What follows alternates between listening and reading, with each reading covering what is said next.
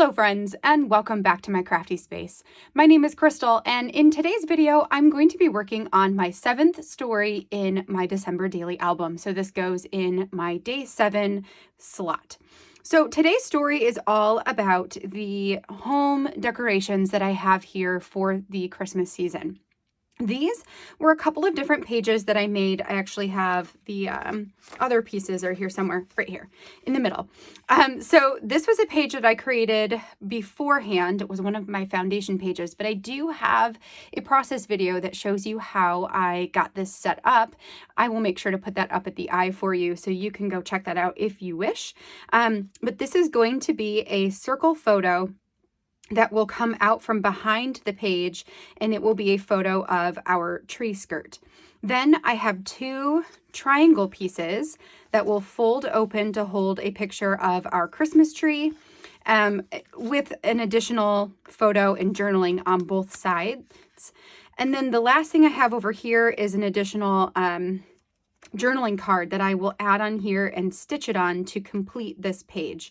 So this was a scrap lifted page from one of Allie's product play designs from Product Play 7 this year. So what I'm going to do is go ahead and put you guys on fast forward while I get all of this assembled and put together. It might take me a little bit to get everything situated just the right way. And then once everything is done, we will slow back down and I will read you my journaling for the day before we put a close on this particular video. So let's go ahead and get started. So to work on this spread for today, I'm going to have to do it in sections because there is a lot going on that I'll have to get to. So I'm going to start with the hardest portion, which is the circle interactive piece on the left-hand side. So this is the piece that I put together on a process video for one of my foundation pages where you can see the process of it. I had intended for the top of the circle that you can see where it says the story of this season to put some journaling there, and I really debated just handwriting it, but since everything else on this spread is going to be typed up, I thought it might look a little strange to have some typed and some handwritten. Plus, I don't know if I could fit everything that I wanted to say with handwriting, so instead I printed it off on my computer, cut it into strips, and then adhered those strips down onto the circle, which ends up working really great. The only thing is that I probably should have moved the word or the sentence that is directly under the slit just a little bit further down, because when I get everything assembled, you can't really see the word 1970s, which is what's directly under there, but I know that's what it says, and if I ever need to see it, I can kind of like lift things up a little bit and read that word.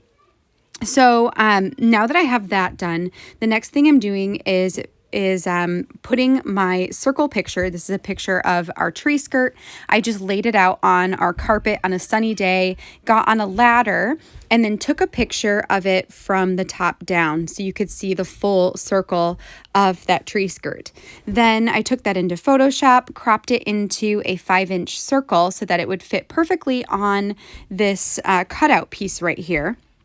And then I'm going to adhere it down to one side first.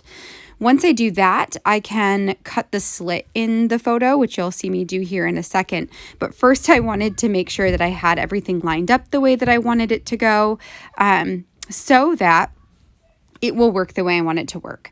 So this is me just getting the first like quarter to half of the circle adhered down. And then what I'll do is I'll flip it over, lift up the opposite side on my cutting mat here, and use my X-Acto knife right there, or my craft knife, to go ahead and cut that slit from the center all the way to the edge. And that is where it's going to come through to the opposite side. The nice thing about adding my photo on top of this cardstock piece is that the portion that I add in there as the stopper is on the top side of the circle. So that's actually going to end up being sandwiched in between the photo and the cardstock piece on the opposite side. And that will help it to not catch when it's actually doing the interactive portion on the page itself. So that is going to make this move a little bit easier. So I'm just going to finish adhering everything down now that I know that it's all placed right and the slit is in there and everything is good. And then I can trim the excess off around the outside of the circle. I do place it slightly too off on one edge. You'll see it once I get everything trimmed and flipped over. So I figure what I could do is just go ahead and trim off the extra white, that it doesn't matter if it's not a perfect circle, because as long as it is no larger than the 5 inches that I had created this for, then it will still move in and out of the slit we have on the page itself. So you can kind of see where there's a little bit of white there. So that's what I'm just going to go ahead and trim off. And that's not, that doesn't bother me. It's fine. It still looks like a circle and everything's great. Once I have that done, we're going to get this reassembled. So one of the things I had to do was grab out my pokey tool, or my paper piercing tool, and poke back through the middle of the picture. This is going to help me add it to the brad a little bit easier, because see, you can hear I'm kind of like struggling with putting the brad in. So I'm just going to grab the pokey tool, stick a hole in the middle there, and that's going to make that a little bit easier. So we can stick that piece on top of the brad, and then we're going to take the guiding piece that goes outside of this. So the circle here in the middle is 5 inches, and then you can see another circle right here is 5 1/4. So that's going to help everything to turn a little bit easier here once we get it backed with another paper. So then I can reach in, grab the corner that I want to come out, and pull the whole circle out of the slit. We're going to put it back in now, but leave it slightly ajar so I can add the piece on top of that lip that's going to help make this whole interactive piece work a little bit easier. So it does take me a little bit of time to get this adjusted, and I decided to use red line tape just to make sure that it would stay on there super well. Ultimately though, I will end up putting a staple through it, because I just felt like I just didn't want that piece to fall off, because it is going to get a little bit of use out of it, pulling and tugging. And so I figured the better secured it was, the more likely this page is going to last over time. So I put the red line tape down on the backing of that chipboard piece, and it just wasn't sticking down. So what I did is I took the sticker portion off, I added it onto a piece of cardstock, and I'm just going to trim that off. I could have taken off some of the chipboard and then adhered it down that way. But once you lift off layers of chipboard, if I was concerned that if I was pulling on it, that it wouldn't be that difficult for the layers of the chipboard underneath to start peeling off as well. So that's why I just went ahead and added it to some cardstock here. So now I'm going to add it to the spot where I want it to go, and it's not going to go on there perfect. So I will end up readjusting it. And then after I readjust it is when I'll make my decision to just go ahead and add the staple. And it works really awesome. Like I was not pleasantly surprised, because I had a feeling that this was going to work. Like I really in my gut knew that this was going to work, but it's always a little nerve-wracking to go from foundation page to like actually putting your photos in there and actually making everything work, and just like crossing your fingers that yes, I did everything right. So it made me super happy that it all worked out. And this idea that I had in my head was able to come to life here on the page. So this tree skirt, which I'm going to read you my journaling at the end of this video, but just so you guys know, this tree skirt was something that my grandmother handmade when my mom was a child. My mom grew up as a quote-unquote army brat. So my grandpa was in the military. And for a period of time, they lived overseas in Germany. I think they lived there for 5 years. Maybe it was less than that. But my mom was just a young little girl. And while they were there in Germany, my grandmother made a bunch of Christmas things. So she made a tree skirt, and she made some stockings, which are another Christmas decoration that I'm going to be documenting in this particular spread. And they also always made a bunch of ornaments. So they have a bunch of ornaments from their time in Germany, and those have since then been handed down to us, to the grandchildren and the children. So that is the tree skirt and why I wanted to make it such a focal point, because it's something that I now have and it's part of our family, which just, it's just really special. So that is a main reason why I wanted that tree skirt to be something so special for this particular spread. So now we're going to go ahead and add this piece to the back side of yesterday's story. Now, one thing I noticed is that this pocket that I made is not the same size as the page with the tree skirt, and it has to be in order to stick them together. Because the problem is that there is a little piece, and you can see it sticking out of that circle there, that needs to have free reign. It needs to be able to turn all the way around on the page. And when it is on the side, on the edge, it comes extremely close. So I needed to add something to this pocket in order to make the pocket go all the way to the edge of the paper behind it. So all I did was grab a spare piece of cardstock, and I put a small strip of red and white stripe washi on the side. I did glue it down because this particular washi isn't super great about sticking. So I glued it down so that I don't have to worry about it falling off again. And then I lined it up with the page underneath. There's probably 100 easier ways to do this, but this worked for me in order to make sure that it was spot on perfect. So I lined it up with the edge of this page here. Oh, here's where I'm playing with that. I'm going to side comment. I'm playing with that little piece that needs to move and using score tape to add these two pages together. So I'm using the little piece there to make sure that where I'm adding my score tape, it's not going to interfere with that piece as it turns. So you can kind of see that as I'm working on it here. So anyway, all I was saying is I just added that piece to the back side of the pocket page so that I can go ahead and adhere this down onto the page itself. I can put these two pieces together and the circle will be able to move freely from behind or in between those two sections of paper. So it worked out. Okay, so now we're just going to take off the release paper and get these pages stuck together. And this is where I just held my breath, like hoping against all hope that this was going to work and I wasn't going to stick these pages together and all of a sudden my circle not work anymore. So I was so nervous about it. And so this is like moment of truth. Before I did that, I don't know, why didn't I just test it first? Because you guys, I was so nervous about it. But before I tested it, apparently I decided to trim off the top edge of that pocket because it was poking out over top of the page and it had pink on it. So it was kind of obvious that there was something behind it. The bottom goes a little bit lower too, but I left that because it's just white. So you can't really see it as much on the backside. So, okay, so apparently I do this first. And now we're going to have a moment of truth and find out if this works. And lo and behold, it does.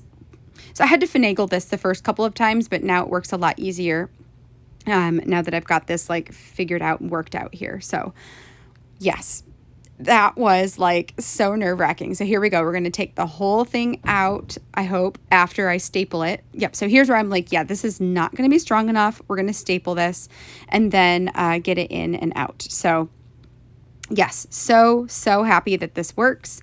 Here is the final little pull out there. Gosh, it's so cool. I'm so glad that idea came to me because that is so cool. So cool.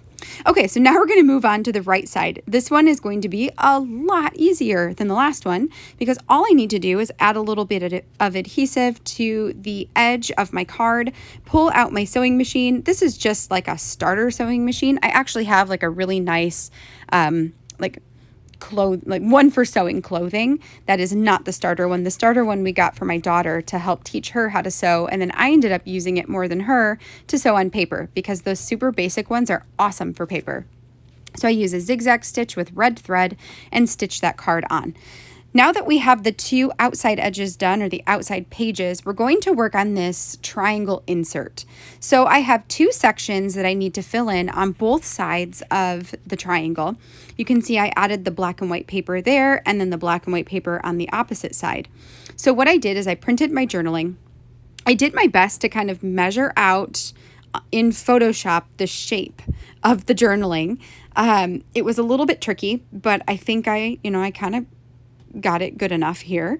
And I typed out my journaling, I printed it out, and then I'm using a template from the original page that I made to cut it out into this triangle shape.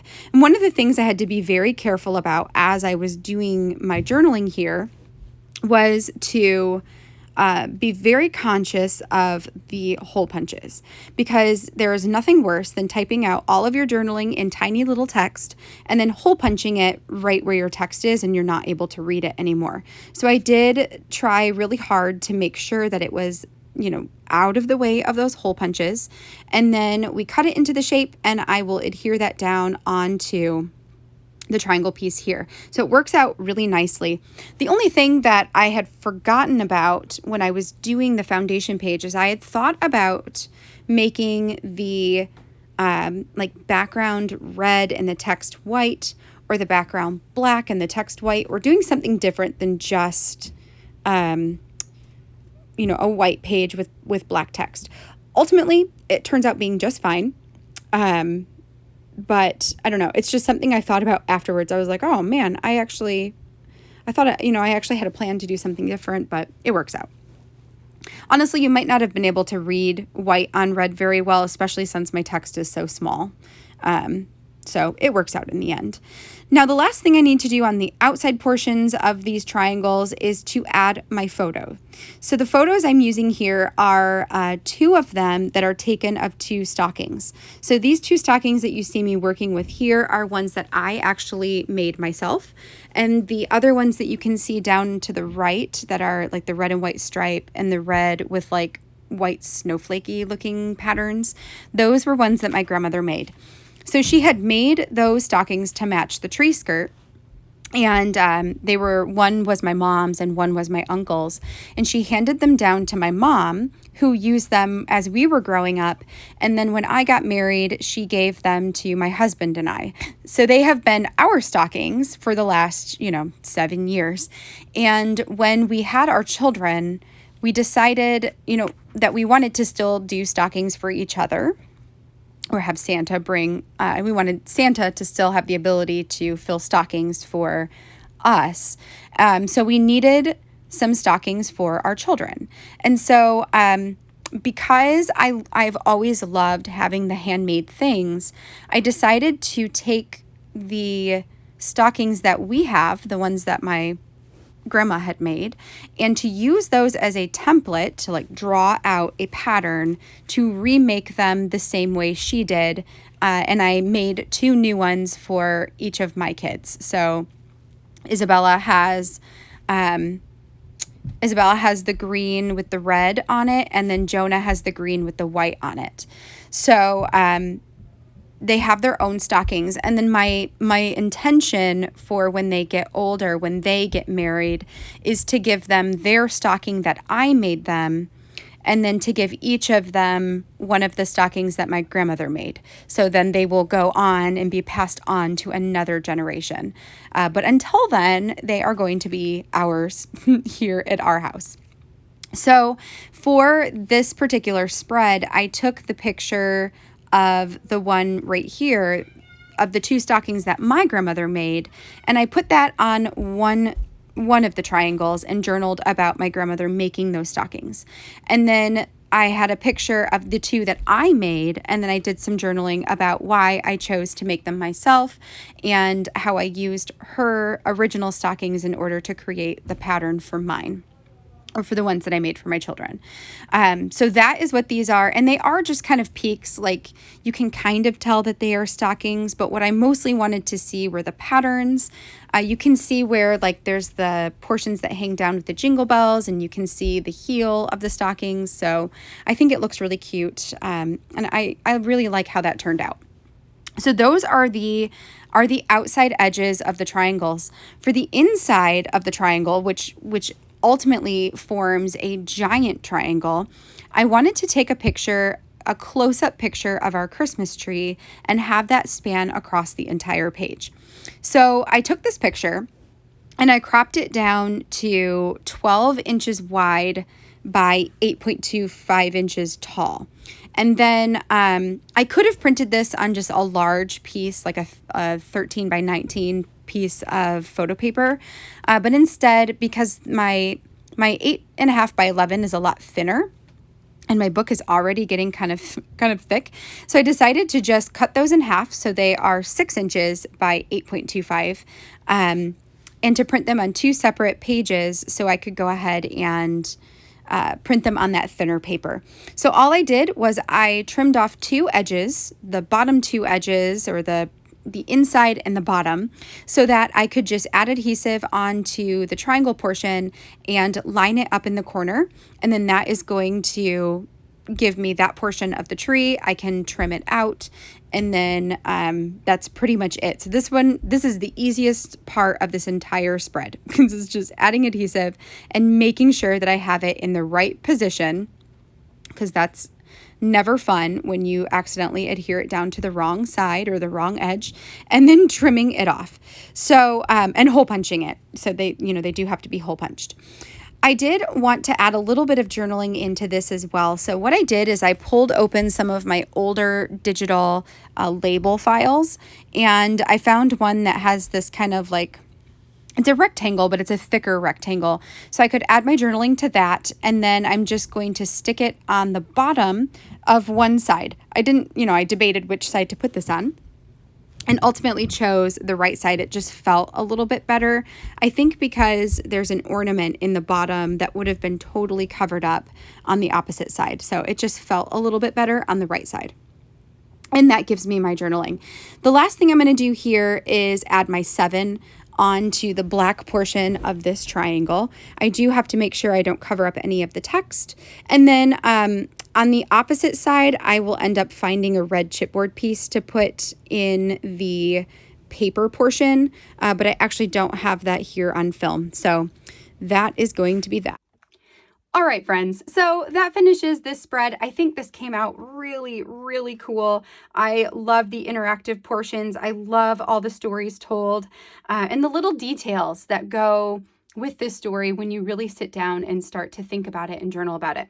So what I have left to do here is just to read you my journaling, and then we will say goodbye for the day.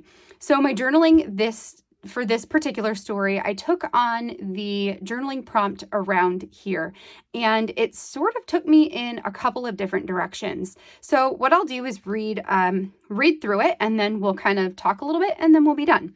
So the journaling starts over here in this circle. I said, around here, there are so many reminders of you.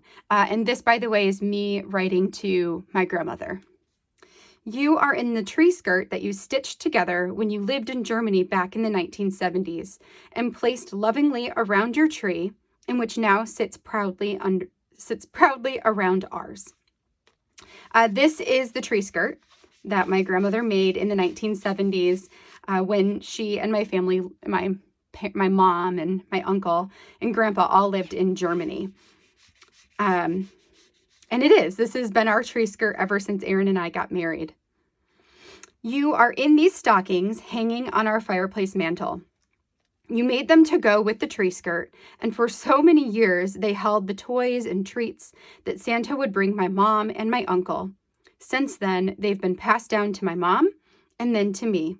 They continue to hold treats and gifts from Santa, the red for Aaron and the red stripe for Aaron and the red snowflake for me.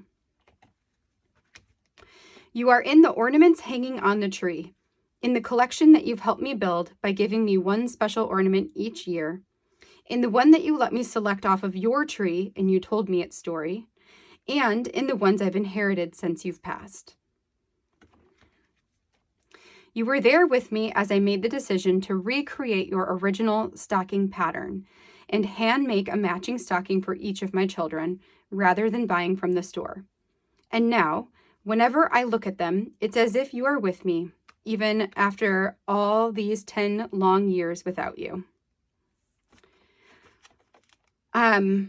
So this is kind of like the first portion of journaling here, and this is about my grandmother who passed away 10 years ago. At the time, she was 65 years old, so it was not expected. or anything. It was just a sudden thing. She had the swine flu and didn't make it. So after she passed, you know, she was kind of the rock and the foundation of our family, and somebody who really had a heart for giving and the Christmas season. And so the Christmas season on my mom's side of the family looked a lot different after she was gone. Like, we still got together and we still celebrated, but it wasn't the same, and it's never been the same without her. But because Christmas was so special to her, she did a lot of things, like handmade things, and went out of her way to give really special, unique, like treasures types of presents that come out in our Christmas decorating every year. And so it's part of the reason I love Christmas so much, is because we get to pull out all of the things that remind us of her again. And it's like she's here again every single year. It's crazy that it's been 10 years, because it certainly doesn't feel that long. And at the same time, it also feels like it's been a long time. So, you know, I'm sure that probably makes sense to a lot of you. But that is who the first part of this story was about. For the second part, this little journaling card over here, I just wrote a couple of additional things. So I said, around here, you can see Christmas lights shining through most of the windows and the glow of red and white strung all around our home. Around here, you can smell the burning balsam candles throughout the evenings, a constant reminder that Christmas season is truly here right now.